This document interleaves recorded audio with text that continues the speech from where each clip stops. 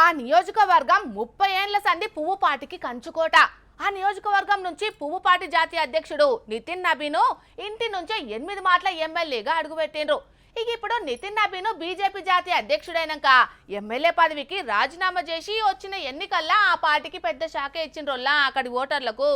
మరి అక్కడి ఫలితాలు పువ్వుపాటి లీడర్ల అంచనాలను ఎట్లా తలకిందులు చేసినాయి, ఏం కథ పురాగా అర్చుకుందాం పాండ్రోల్లా.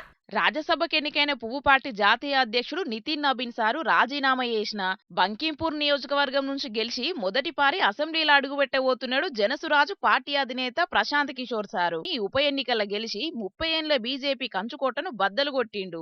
బంకింపూర్లా కుక్కను పెట్టినా పిల్లిని పెట్టినా గెలుస్తదని బీజేపీ ఎంపీ రవిశంకర్ మాట్లాడిన మాటలకు అక్కడి ఓటర్లు గట్టి జవాబే ఇచ్చిండ్రుల్లా ఈ ఎన్నికల్లా. ఈ నియోజకవర్గం నుంచి నితిన్ నబీన్ తండ్రి నబీన్ కిషోర్ వరుసగా 4 మాటల ఎమ్మెల్యే గెలిస్తే నితిన్ నబీన్ సుతం వరుసగా 4 మాటలు గెలిచిండు. కానీ మొదటిపారి జాతీయ అధ్యక్షుని హోదాల వేరే అభ్యర్థిని పెడితే గెలిపించుకోలేకపోయిండు నితిన్ నబీన్ సారు. ఈ స్థానం నుంచి పువ్వుపాటి మొదలుగా అభిషేక్ కుమార్ అనే అభ్యర్థిని ప్రకటిస్తే ఆయనే నామినేషన్ వేసిండు. ఆయాళ్ళ సీఎం సామ్రాట్ చౌదరి ప్రచారం కూడా చేసిండు. అటెంకా ఏం జరిగిందో తెలియదు గాని ఆయనే పక్కకు తప్పుకుంటే నీరజ్ కుమార్ సిన్హా అనే అభ్యర్థి పోటీ పడ్డడి స్థానం నుంచి.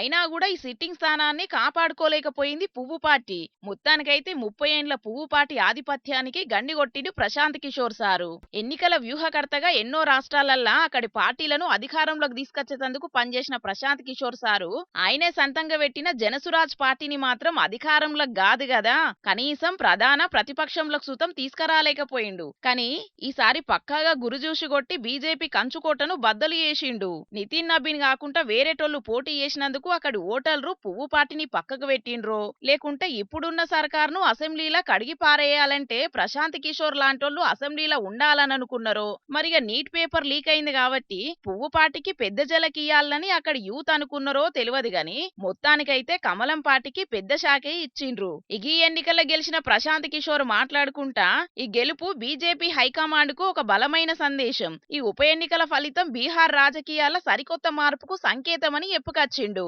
అట్లనే నేర చరిత్ర ఉన్న వ్యక్తిని బీహార్ ముఖ్యమంత్రిని చేసిండ్రు. వెంటనే సామ్రాట్ చౌదరిని సీఎం పదవి నుంచి తీసేయాలని డిమాండ్ చేసిండు. చూడాలి మరి ప్రశాంత్ కిషోర్ గెలుపుతోని బీహార్ రాజకీయాలు ఎటు మలుపు తిరుగుతాయనేది.